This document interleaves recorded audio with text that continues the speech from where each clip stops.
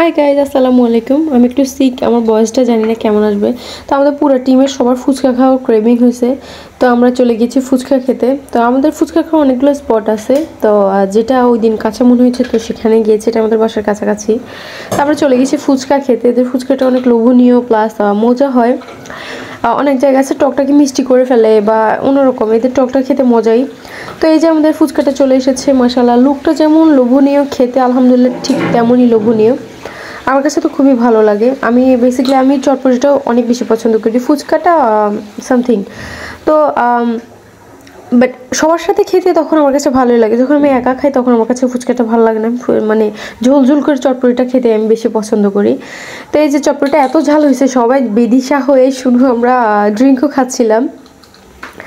তো এই যে আমরা সবাই খাচ্ছিলাম ড্রিঙ্কও খেয়ে, তারপর পিছনে একটা দোকান হয়েছে, মাটির পাতিল বা মাটির অনেক কিছু পাওয়া যায় এখানে। মাশাআল্লাহ, দোকানটা এত সুন্দর, আমার ওইখানে জিনিসগুলো এত পছন্দ হয়েছে, মানে কি বলবো।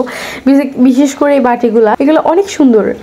তো আমরা এগুলা দেখে টেখে এরপর ফুচকার দোকানে তো মানে তা চা পাওয়া যায় না।